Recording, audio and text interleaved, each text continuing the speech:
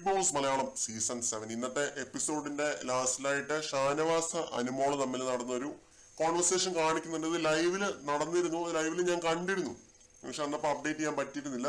എപ്പിസോഡിൽ കുറച്ചുകൂടി ഷോർട്ടായിട്ട് ഇമ്പോർട്ടന്റ് പോയിന്റുകൾ മാത്രമാണ് കാണിച്ചിരിക്കുന്നത്.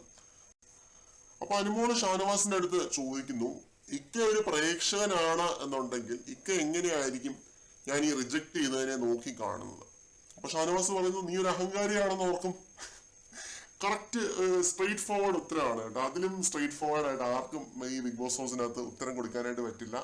ഷാനവാസ് അത്രയും സ്ട്രെയിറ്റ് ഫോർവേഡ് ആയിട്ട് തന്നെ അതിന് ഉത്തരം പറയുന്നുണ്ട്. ഈ ഒരു ചോദ്യത്തിന് മാത്രമല്ല, അനുമോളുടെ എല്ലാ ആശങ്കകൾക്കും ഷാനവാസിന്റെ കയ്യിൽ വ്യക്തമായ ഒരു ഉത്തരം തന്നെയുണ്ട്. ഷാനവാസ് പറയുന്നുണ്ട്, പറഞ്ഞു മനസ്സിലാക്കി കൊടുക്കുന്നുണ്ട്, അയാൾക്ക് കോമഡി സിനിമകൾ ഇഷ്ടമില്ല.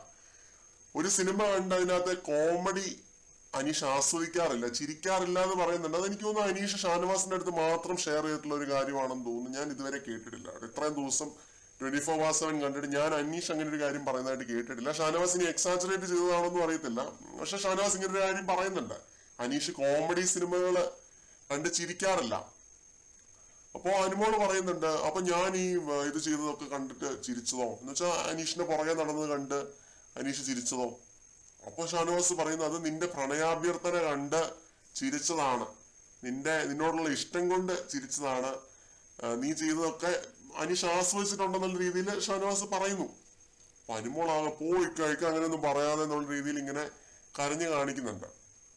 ഇതിനകത്ത് ഷാനവാസ് പറഞ്ഞത് തന്നെയാണ് കറക്റ്റാണ്. പ്രേക്ഷകരുടെ അഭിപ്രായമാണ് ഷാനവാസ് പറഞ്ഞത്. ഷാനവാസിന് ഓഡിയൻസിന്റെ ഒരു പൾസ് അറിയാമെന്ന് എനിക്ക് പലപ്പോഴായിട്ട് തോന്നിയിട്ടുണ്ട്. ഷാനവാസ് നീ ഒരു കേസിലും തെറ്റിയിട്ടൊന്നുമില്ല, കറക്റ്റ് കാര്യമാണ് പറഞ്ഞത്. ഒരു വലിയ വിഭാഗം പ്രേക്ഷകരും ഈ PR-കളെയും പിന്നെ ഭയങ്കര അന്ധമായിട്ട് സപ്പോർട്ട് ചെയ്യുന്ന ആളുകളെയും മാറ്റി നിർത്തി കഴിഞ്ഞാൽ നമുക്ക് അങ്ങനെ പറയാൻ പറ്റുള്ളൂ, അങ്ങനെ പറയാൻ പറ്റുകയുള്ളൂ.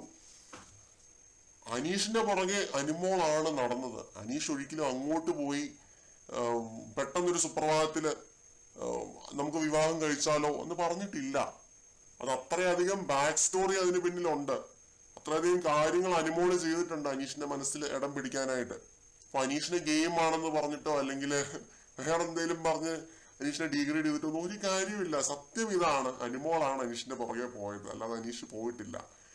ഇമോഷൻസ് വെച്ച് ഗെയിം കളിച്ചത് അനുമോളാണ്. അപ്പോ എല്ലാ കാര്യങ്ങളും അനുമോൾക്ക് നേരെ തന്നെ ഇപ്പൊ തിരിച്ചു വന്നുകൊണ്ടിരിക്കുകയാണ്. ബാക്കി കാര്യങ്ങൾ ഞാൻ പറയാം. എപ്പിസോഡിന്റെ ലാസ്റ്റിലായിട്ട് കുറെ സംഭവങ്ങൾ കാണിച്ചിട്ടുണ്ട്. കൂടുതൽ അപ്ഡേറ്റ്സുമായിട്ട് വീണ്ടും കാണാം.